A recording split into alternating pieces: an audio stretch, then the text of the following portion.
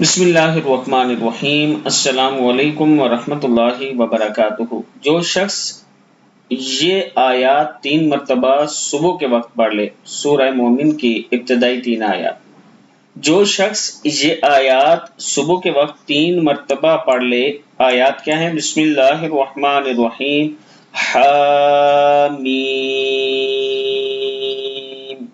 تنزیل الکتاب من اللہ العزیز العلیم، غافر الذنب وقابل التوب شدید العقاب ذی الطول لا الہ الا ہو الیہ المصیر۔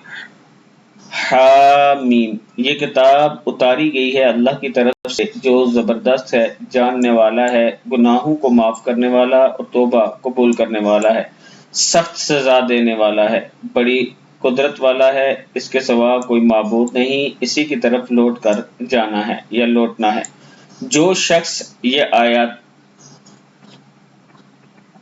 شخص آیت الکرسی پڑھ کر پھر سورہ مومن کی یہ آیات صبح کے وقت پڑھ لے، وہ اس دن ہر برائی اور تکلیف سے محفوظ رہے گا۔